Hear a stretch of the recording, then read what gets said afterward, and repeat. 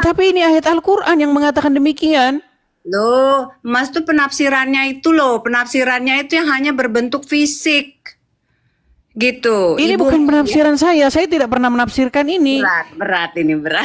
Loh, ini bukan penafsiran saya loh, lihat nih. Nih, ini ayat Qur'annya. Ini isi Quran, Bu. Ibu nggak mau kalah. Iya. Bukan saya nggak mau kalah. Saya bukan nggak mau kalah. Saya sebagai seorang Muslim memahami bahwasanya memang ada perkataan seperti itu, tetapi itu secara syariat. Coba ya, ini tafsir tahlili. Lalu diterangkan pula bahwa di dalam surga itu terdapat pula banyak bidadari yang cantik, montok. Nih, terus tafsir wajiz. Nih, dan Allah sediakan pula bagi mereka kenikmatan dalam bahasa agama Kristen. Contohnya siapa? Donditan, Irene Handono, Ari Untung, ya kan? Abdul Somad. Ya kalau saya sebutin sampai besok pagi nggak kelar-kelar. Nah, ketika orang Islam bahas agama Kristen, kami orang Kristen menjawab, menyanggah begitu. Nah, tetapi Ya, sebaliknya, kalau saya begini ya, Mas, Mas apa sih namanya Mas Edis TV. Iya, Edis TV. Tetapi sebaliknya, ketika kami orang Kristen bahas agama Islam, orang Islam nggak mampu lagi menjawab. Yang ada panas, surup massal, ya biasa demo bersilit-silit, datang ke polisi, nah begitu. Jadi wajah orang Islam itu saya lihat mereka itu hanya mempertahankan agama Islam itu dengan bantuan polisi. Kalau nggak ada polisi, nggak ada hukum penistaan agama Islam itu udah punah begitu. Karena udah nggak ada lagi yang percaya dengan agama Islam. Nah, tema malam ini adalah tunjuk satu keturunan Ismail yang jadi nabi di dalam Al-Quran. Baik, sebelumnya Assalamualaikum warahmatullahi wabarakatuh. Saya Muslim, tetapi tidak boleh mengucapkan salam. Menurut Muhammad dilarang mengucapkan salam kepada non-Muslim.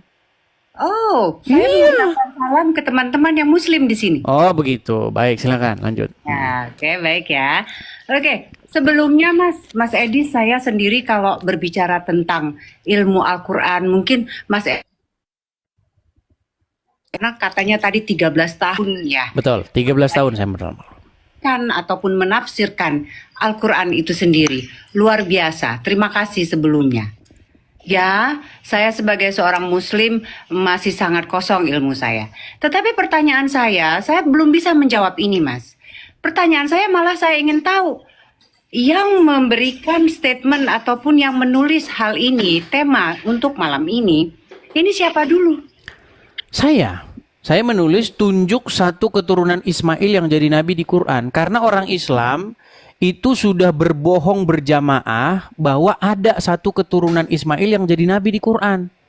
Ternyata saya cari dalam Quran, nggak ada keturunan Ismail yang jadi nabi. Oke. Begini ya. Kalau saya sendiri, kita harus mengartikan arti nabi itu sendiri apa.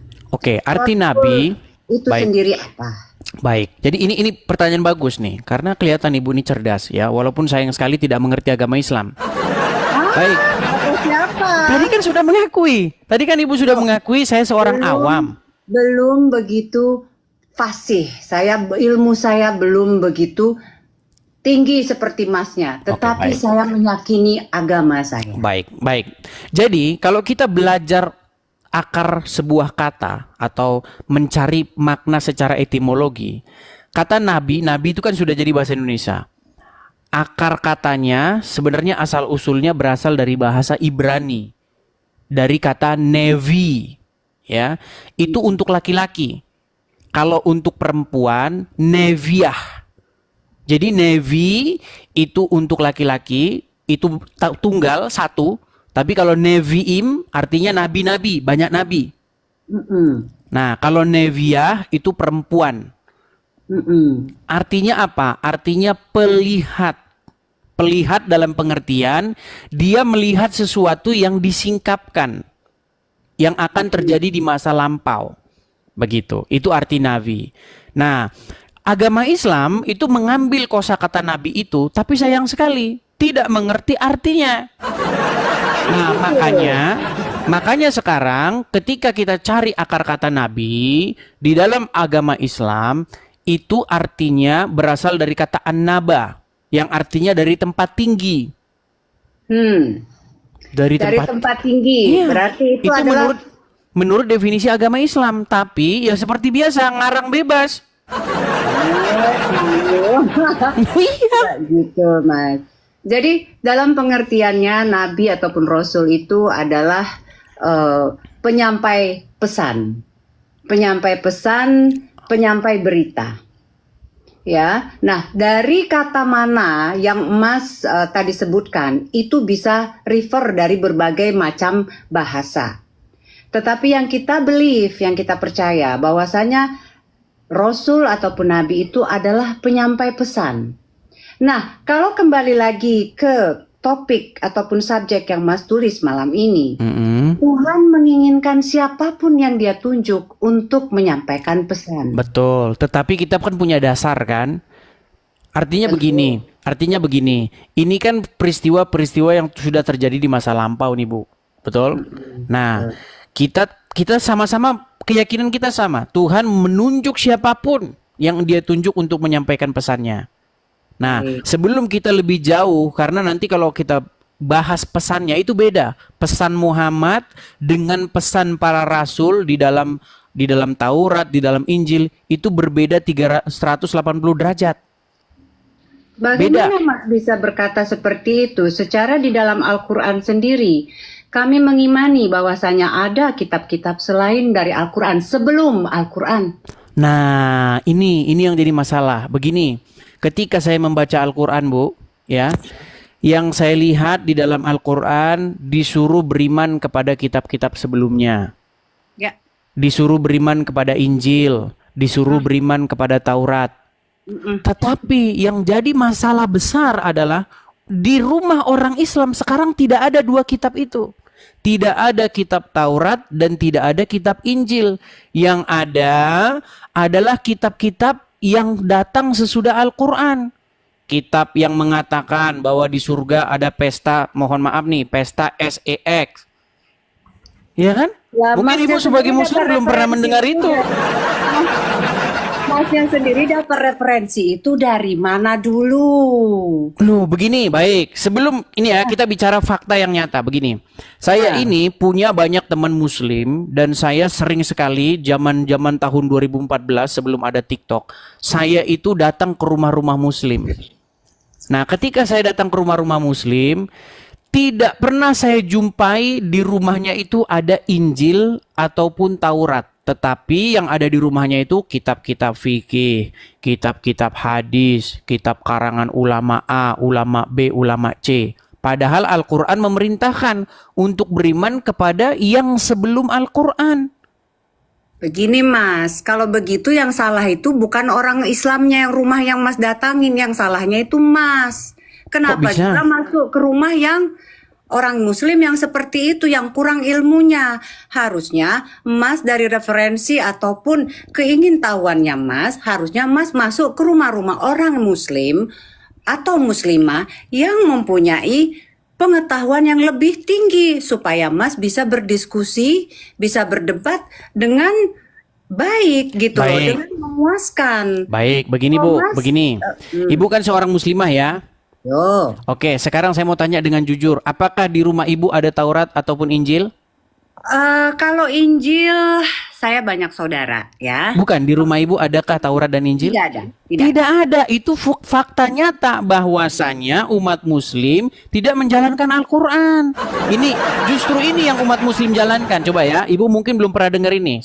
Karena tadi kan, nih. Tapi itu tidak usah diperdebatkan.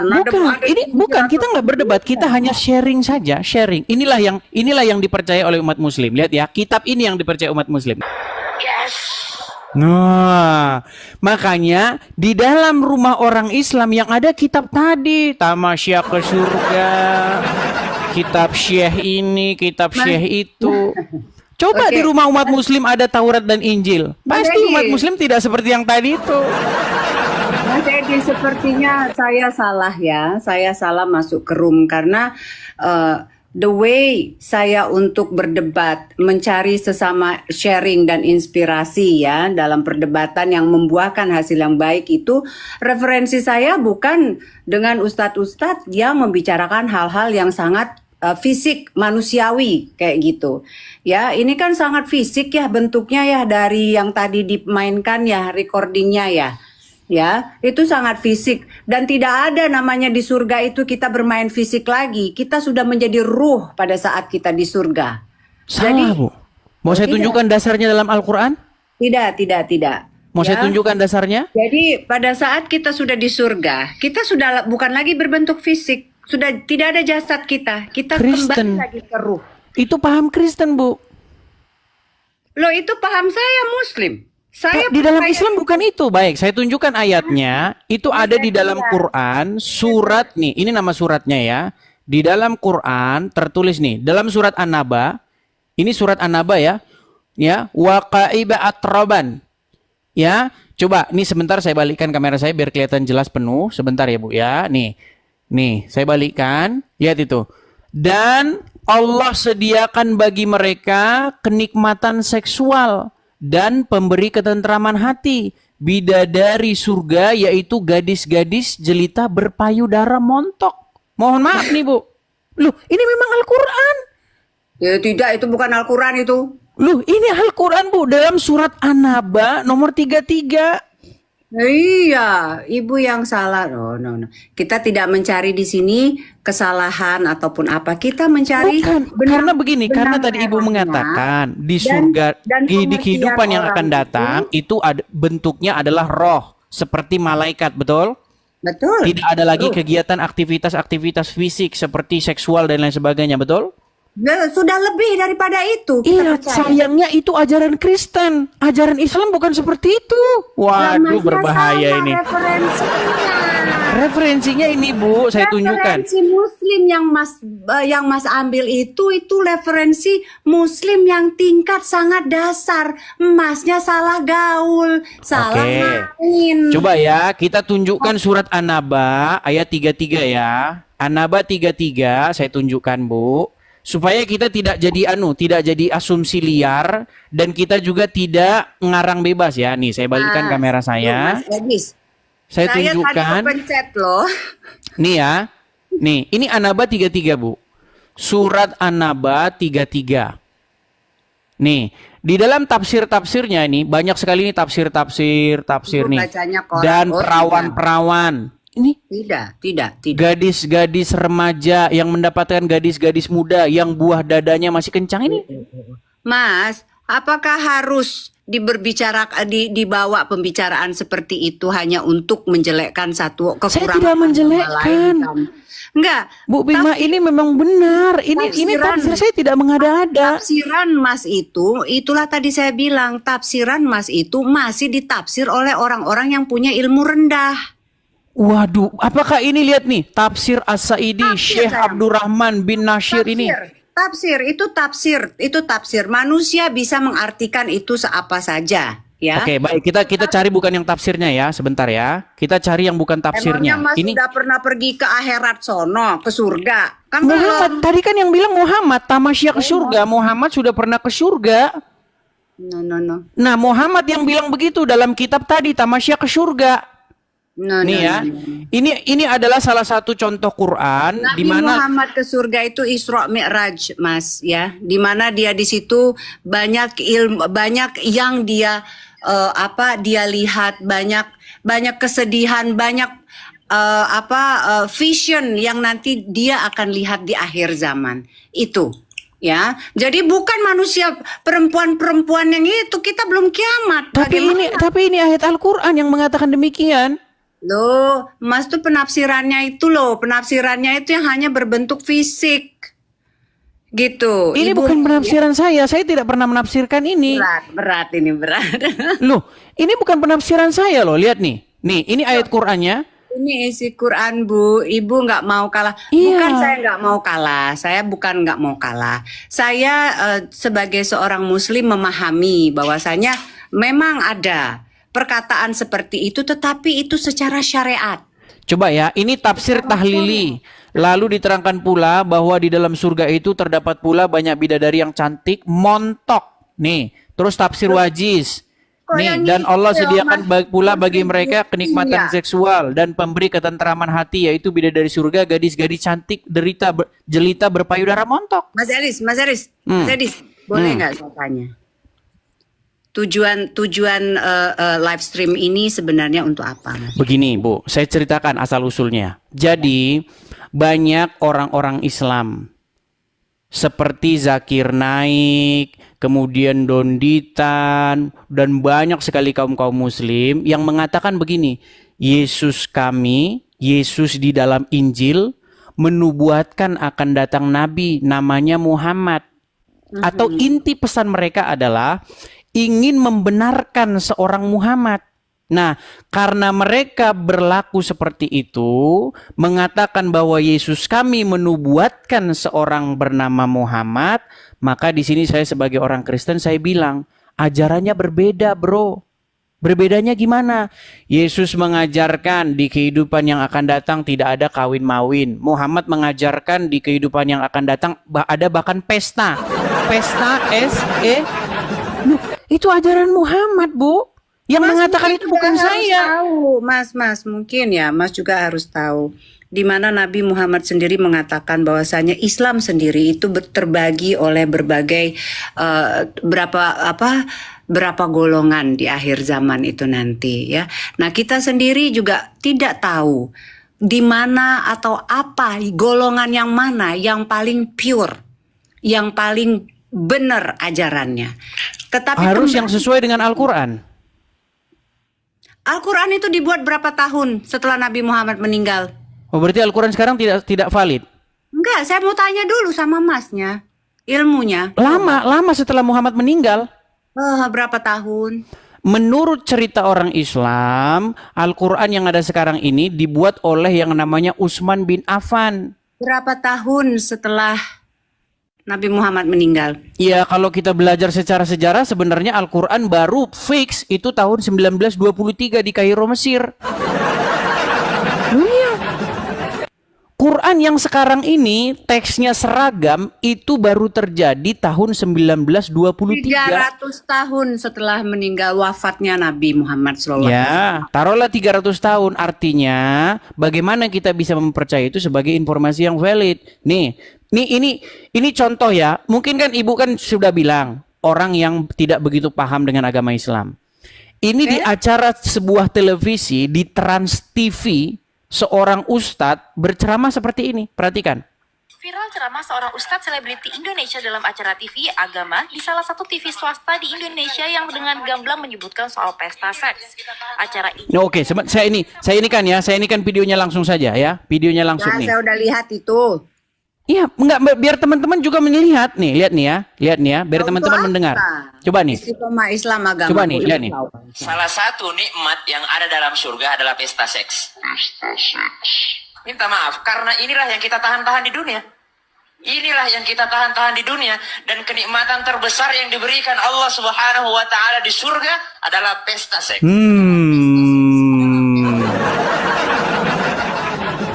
Itulah ajaran agama Islam. Ya, betul. 73 atau 73 ya? Iya, 72 bidadari. Itulah kenapa banyak jihadis. Ngapain ngomongin bidadari nanti? Di dunia aja udah banyak bidadari. Nah, itulah makanya saya bilang ajaran Islam, Bu. Salam saudara-saudara yang diberkati oleh Tuhan, berjumpa kembali bersama dengan saya di channel ini, tentunya channel kesayangan kita yaitu Bani Channel. Saudara, kita sudah mendengarkan tadi debat seru antara Edis TV dengan sang ibu muslimah. Saudara, bagaimana di situ sang Edis TV menyampaikan sesuatu fakta tentang agama dari lawan debatnya. Dan kita melihat tadi dalam perdebatan itu, ya itu wajar-wajar saja memang bagi seorang ibu muslimah ini yang terus bertekad, sekalipun apa yang disampaikan oleh Edis TV itu ya sesuai dengan fakta, tetapi ibu muslimah ini tetap tidak terima akan apa yang disampaikannya. Dan apa yang disampaikan oleh Edis TV ini adalah ya seperti yang sering sudah disampaikan, bahwa itu adalah untuk mengimbangi orang-orang dari saudara kita Muslim, khususnya polemikus-polemikus Muslim seperti Don Ditan, Kainama, dan banyak ustadz-ustadz yang selama ini sering membahas Alkitab Kristen lalu mempelintirkan ayat-ayat Alkitab. Dan di sini kita mengambil pengertian dan pemahaman bahwa ajaran mereka sendiri pun mereka belum begitu memahami sepenuhnya. Tetapi yang mereka lakukan adalah terus-menerus membahas dan mempelintirkan ayat Alkitab. Nah, saudara, tentang perdebatan video ini, yaitu tergantung kepada saudara. Saudara bisa menilai mana menurut saudara yang benar, mana yang tidak benar. Saudara bisa menilai. Dan saudara-saudara, bagi saudara mungkin yang tidak cocok melihat atau menonton video ini, jangan marah. Tetapi belajarlah lebih lagi. Karena kita di negara Kesatuan Republik Indonesia, ya kita diberi hak kebebasan untuk berbicara. Asalkan yang kita sampaikan itu tidak menghina, tidak menghujat. Ya, tetapi kalau yang dilakukan adalah berbicara dengan menunjukkan fakta, apalagi itu ada lawan satu sama lain, ya itu namanya diskusi. Dan hal itu ya di negara kita Kesatuan Republik Indonesia diberi hak untuk bebas bersuara. Nah, teman-teman yang diberkati Tuhan, ya dimanapun kita berada saat ini, ya marilah kita dalam menonton, melihat sosial media, marilah kita selalu terus mengambil pembelajaran yang baik di dalamnya. Yang buruk itu buang ke laut, karena itu tidak akan membangun diri kita. Tetapi hal yang membangun, perkataan yang membangun, ambillah itu. Jadikanlah pembelajaran yang baik dalam kehidupan kita semua. Dan saudara-saudara, terima kasih buat teman-teman yang selama ini mendukung channel ini dan perkembangan channel ini. Kebetulan hari ini saya baru upload lagi, ya setelah 1 bulan lamanya tidak mengupload video. Untuk itu saya mengajak saudara jangan lupa ya di like, komen, subscribe, dan juga share sebanyak mungkin agar channel ini boleh menjadi berkat bagi banyak orang. Ketika Anda melakukannya, itu artinya Anda sudah mendukung pelayanan ini dan mendukung pekerjaan yang baik ini. Kiranya Tuhan memberkati. Shalom. Sampai jumpa di video selanjutnya.